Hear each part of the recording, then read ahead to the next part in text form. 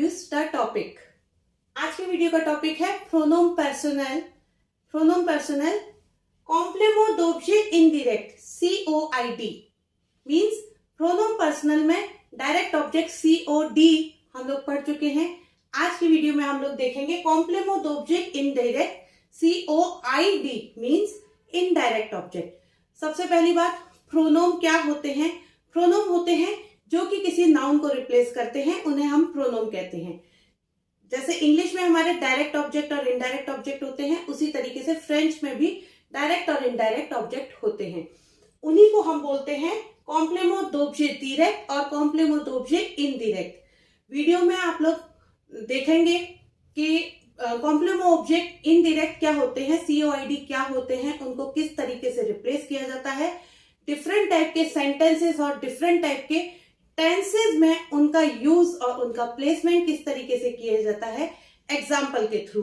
तो वीडियो को एंड तक पूरा देखिएगा, पसंद आए तो वीडियो को लाइक जरूर कीजिएगा। तो स्टार्ट करते हैं वीडियो को प्रोनोम पर्सनल कॉम्प्लेमेंट d'objet इंडिरेक्ट के साथ।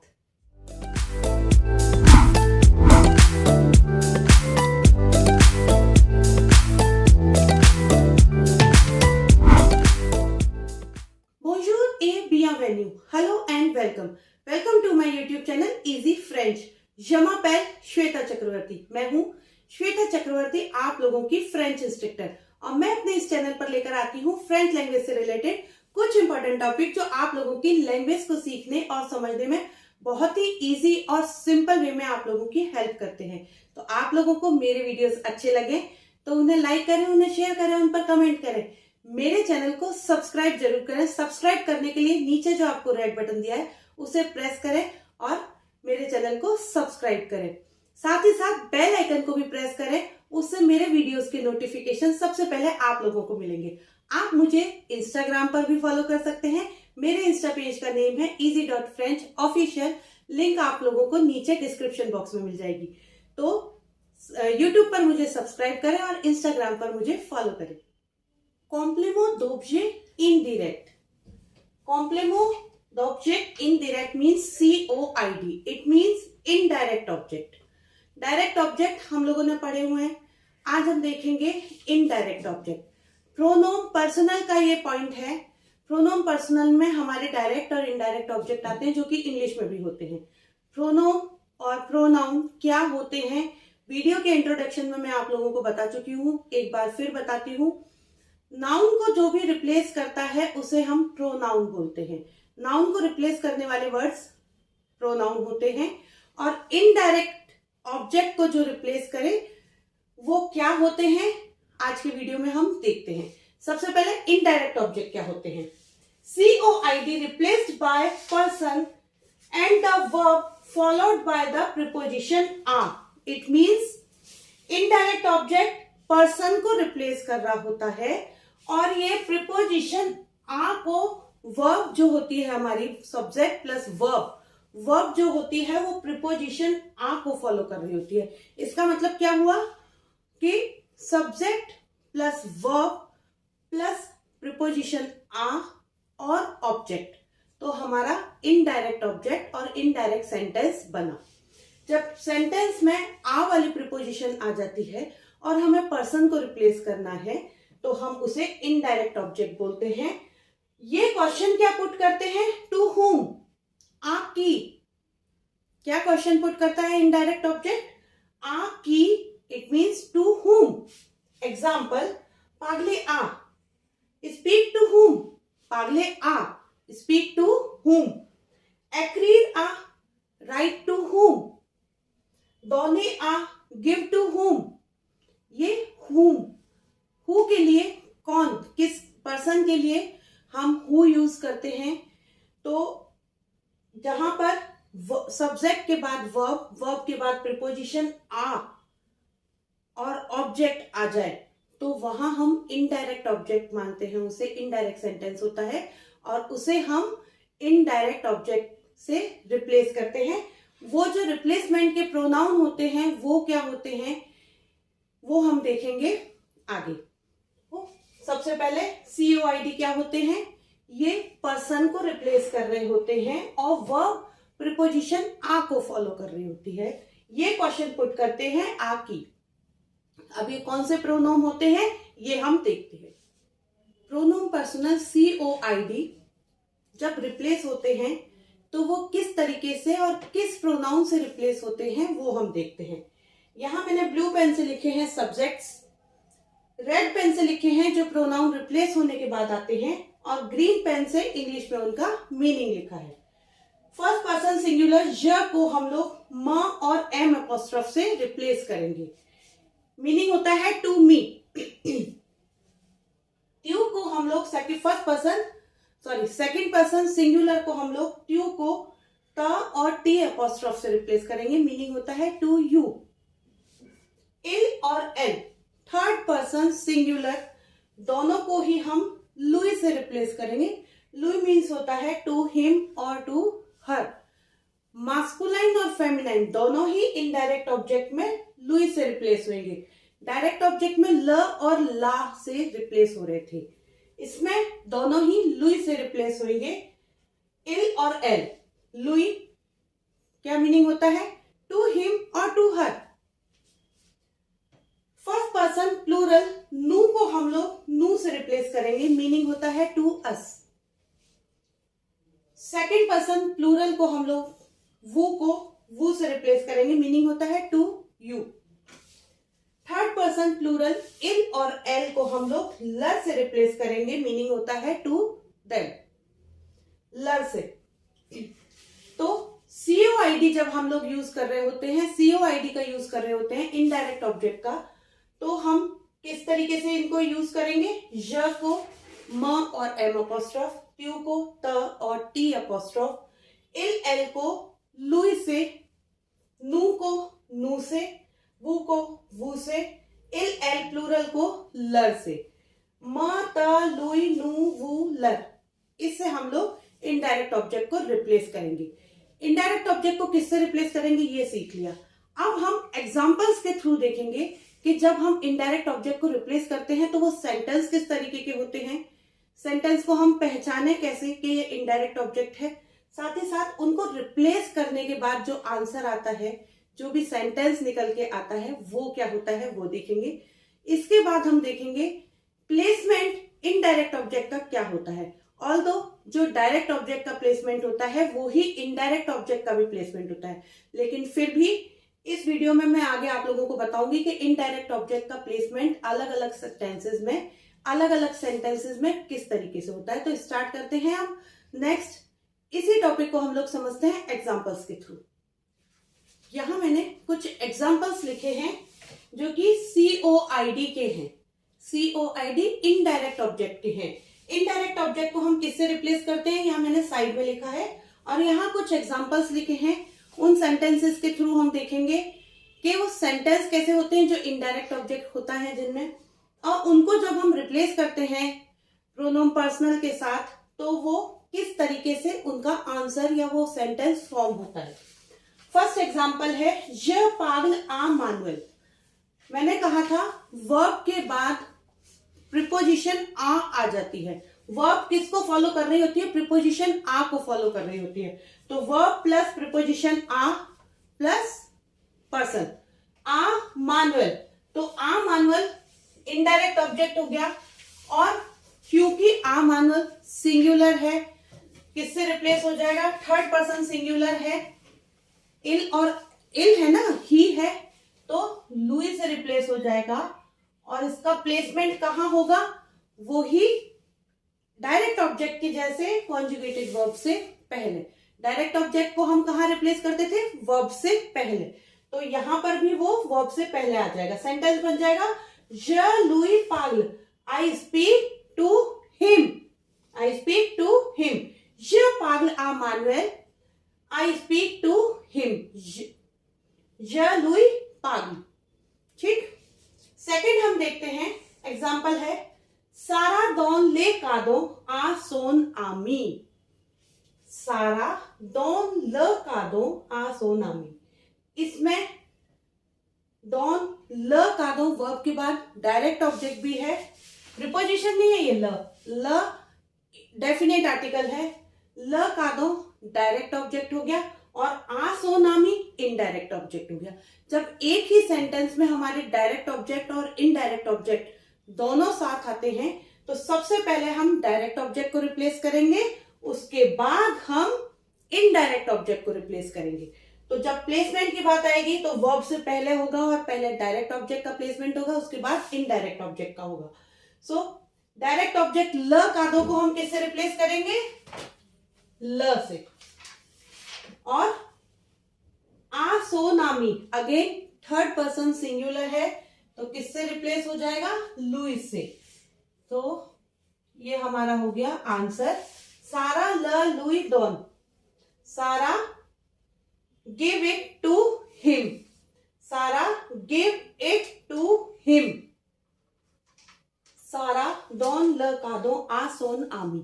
ल कादो को हमने ल से रिप्लेस किया, डायरेक्ट ऑब्जेक्ट है क्योंकि, और आ सोन आमी इनडायरेक्ट ऑब्जेक्ट है, वर्ब के बाद आ की प्रीपोजिशन से फॉलो हो रहा है तो हमने उसको लुई से रिप्लेस किया। जब दोनों सेंटेंस में एक साथ आते हैं डायरेक्ट ऑब्जेक्ट और इनडायरेक्ट ऑब्जेक्ट तो पहले डायरेक्ट ऑब्जेक्ट फिर इनडायरेक्ट ऑब्जेक्ट। सारा ल लुई डॉन। नेक्स्ट एग्जांपल है हमारा एल टेलीफोन आ से पारो। एल टेलीफोन आ से पारो, आ से पारो, वर्ब के बाद प्रीपोजिशन आ गई, किससे रिप्लेस हो जाएगा? से पारो प्लूरल है, लर से रिप्लेस हो जाएगा, प्लूरल है थर्ड पर्सन प्लूरल, तो लर से रिप्लेस करेंगे और कहां आ जाएगा? कॉन्जुगेटेड वर्ब से पहले, तो यहां आ गया हमारा लर। एल टेलीफोन आ से पारो, एल लर telephone, she call them, she telephone them. ये हमारा इनडायरेक्ट ऑब्जेक्ट का रिप्लेसमेंट और इसका यूज किस तरीके से करते हैं ये हमने यहां सीखा। अब हम बात करते हैं इनके प्लेसमेंट की। प्लेसमेंट सेम वैसा ही होता है जिस तरीके से हमने डायरेक्ट ऑब्जेक्ट को प्लेस किया था, उसी तरीके से डिफरेंट टाइप के टेंसेस और डिफरेंट टाइप के सेंटेंसेस में प्लेसमेंट सेम रहता है। लेकिन सबसे पहले डायरेक्ट ऑब्जेक्ट आएगा, उसके बाद हम इनडायरेक्ट ऑब्जेक्ट करेंगे, जैसा कि मैंने ये इस सेंटेंस में किया है। और मैंने ये सेंटेंस यहाँ स्पेशली इसीलिए लिखा है कि जब एक ही सेंटेंस में डायरेक्ट और इनडायरेक्ट ऑब्जेक्ट दोनों आ जाए तो प्लेसमेंट इस तरीके से होगा, पहले डायरेक्ट ऑब्जेक्ट का फिर इनडायरेक्ट ऑब्जेक्ट का। अब हम देखते हैं कि इनडायरेक्ट ऑब्जेक्ट COID का डिफरेंट टाइप के सेंटेंसेस में और डिफरेंट टाइप के टेंसेस में प्लेसमेंट किस तरीके से होता है। हम लोग देखेंगे COID कॉम्प्लेमो दोब्जे इनडायरेक्ट का प्लेसमेंट किस तरीके से होता है डिफरेंट टाइप के टेंसेस में। यहां वही COID लिखा हुआ है जिससे रिप्लेस होता है, यहां मैंने लिखा है टेंस और उसमें प्लेसमेंट कहां होता है वो। सबसे पहले आता है पासे कॉम्पोजे। पासे कॉम्पोजे में बिफोर ऑक्सिलियर वर्ब, ऑक्सिलियर वर्ब जो एकर और अबार होती हैं उससे पहले हम COID का प्लेसमेंट करते हैं। डायरेक्ट ऑब्जेक्ट का प्लेसमेंट COID, COD और COID दोनों का प्लेसमेंट हम हमेशा ऑक्सिलियर वर्ब से पहले करते हैं। और जब दोनों डायरेक्ट और इनडायरेक्ट ऑब्जेक्ट साथ आ रहे होते हैं तो subject plus direct object plus indirect object plus auxiliary verb then participle पासे। तो पहले डायरेक्ट ऑब्जेक्ट आएगा फिर इनडायरेक्ट ऑब्जेक्ट आएगा। एग्जाम्पल, ये एक्रीत आ मोन ऑन्कल, ये एक्रीत आ मोन ऑन्कल, I wrote to my uncle. य लर ए एक्रीत, ऑक्सिलियर वर्ब क्या हुई हमारी? एतर की, सॉरी अवार की, AI अवार की हमारी ऑक्सिलियर वर्ब हुई और ऑक्सिलियर वर्ब से पहले हमने लर लगा दिया। आ मोन ऑन्कल, सॉरी आ मोन ऑन्कल सिंगुलर हुआ तो यहां हम लुई से रिप्लेस करेंगे, लुई। य लुई ए एक्रीत, आ मोन ऑन्कल सिंगुलर है थर्ड पर्सन सिंगुलर, लुई से रिप्लेस करेंगे या लुई ए एक्रीत। तो पासे कॉम्पोजिट में डायरेक्ट और इनडायरेक्ट ऑब्जेक्ट का प्लेसमेंट ऑक्सिलियर वर्ब से पहले होता है, बिफोर ऑक्सिलियर वर्ब। सेकंड हमारे आते हैं टेंस फ्यूचर प्रॉश और पासे रेसो। फ्यूचर प्रॉश और पासे रेसो दोनों टेंस में before the infinitive verb, infinitive verb जो होती है उससे पहले होता है। अगर फ्यूटिव प्रॉश का सेंटेंस है या पासे रेसो का सेंटेंस है तो सबसे पहले subject plus conjugated verb plus direct object then indirect object और फिर इंफिनिटिव वर्ब। तो इंफिनिटिव वर्ब से पहले हो गया। Example, je viens da don le estilo a mon ami। le estilo direct object हो गया हमारा और a mon ami indirect object हो गया। टेंस में डायरेक्ट और इनडायरेक्ट ऑब्जेक्ट दोनों आ गए हमारे। किस तरीके से रिप्लेस करेंगे? je viens de le lui donner। ल डायरेक्ट ऑब्जेक्ट को रिप्लेस कर रहा है, ल एस्टिलो को, और लुई आ mon ami इनडायरेक्ट ऑब्जेक्ट को रिप्लेस कर रहा है। और कहाँ आया है? इंफिनिटिव वर्ब से पहले। ये पासे रेसो का एग्जाम्पल है। je viens de donner le estilo à mon ami। le estilo ल से रिप्लेस हो गया, आ mon ami लुई से रिप्लेस हो गया। इस तरीके से हम COID का प्लेसमेंट करते हैं। अब देखते हैं कि जहां इंपेरेटिव सेंटेंस, एम्पेराटिव वाले सेंटेंसेस होते हैं, उनमें किस तरीके से COID का प्लेसमेंट होता है। प्लेसमेंट सेम होता है, जो COD का होता है वही COID का भी होता है। डायरेक्ट ऑब्जेक्ट का जो प्लेसमेंट है वही इनडायरेक्ट का भी है। लेकिन आप लोगों को फिर से रिकॉल कराने के लिए मैं इस वीडियो में वापस बता रही हूं कि इंपेरेटिव सेंटेंस में प्लेसमेंट किस तरीके से होता है। देखते हैं प्लेसमेंट ऑफ COID में। आगे हम देखेंगे इंपेरेटिव सेंटेंस में COID का प्लेसमेंट किस तरीके से होता है। जैसा डायरेक्ट ऑब्जेक्ट का होता है COD का, वैसे ही COID का होता है। फर्स्ट एग्जांपल देखते हैं। Disons bonjour à notre père। Say hello to our father। Disons bonjour à notre père कहां पर आ जाएगा? कॉन्जुगेटेड वर्ब के बाद में आ जाएगा, before, after the conjugated verb. Subject आता ही नहीं है इंपेरेटिव सेंटेंसेस में, तो सब्जेक्ट तो हमने लिखा ही नहीं। सो क्या हो जाएगा? Disons lui bonjour। Say bonjour to him। Say bonjour to him। Say hello to him। Disons bonjour à notre père। Disons lui bonjour। Second है, tu m'as donné ces livres। You give it to me these books। These books। donner les moi। से livre direct object हो गया, ले से replace होगा, और tu m'as donné, you give it to me, सो मुआ से रिप्लेस होगा। ये म ही है, जो कि मैंने आप लोगों को ये वाला बताया था म। लेकिन जब इंपेरेटिव सेंटेंस हम कर रहे होते हैं तो ये मुआ हो जाता है और ये त्वा हो जाता है।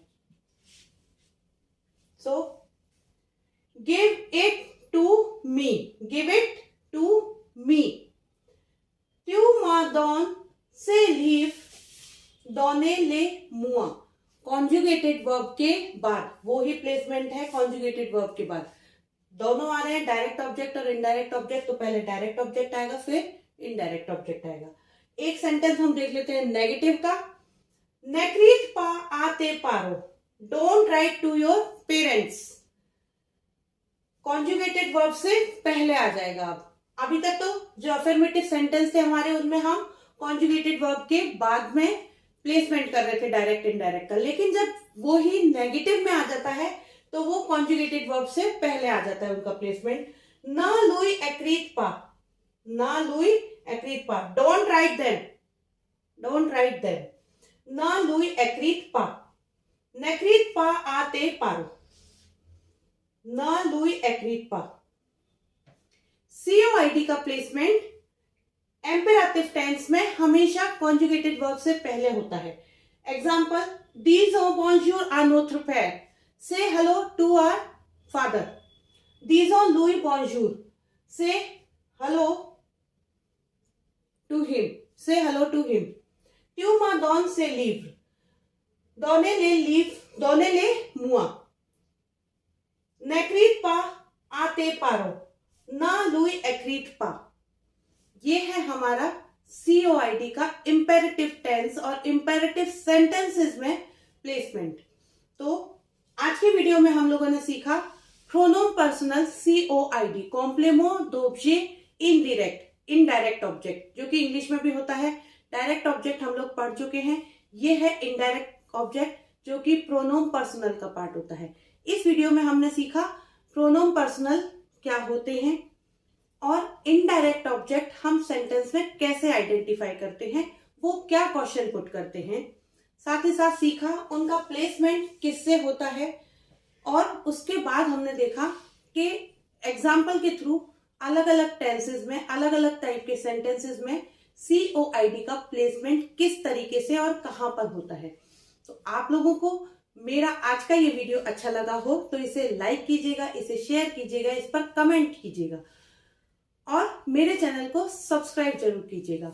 आप लोग मुझे इंस्टाग्राम पर भी फॉलो कर सकते हैं। मेरे इंस्टा पेज का नेम है easy.french official। लिंक आप लोगों को नीचे डिस्क्रिप्शन बॉक्स में मिल जाएगी। मिलते हैं नेक्स्ट वीडियो में, तब तक के लिए ओवर।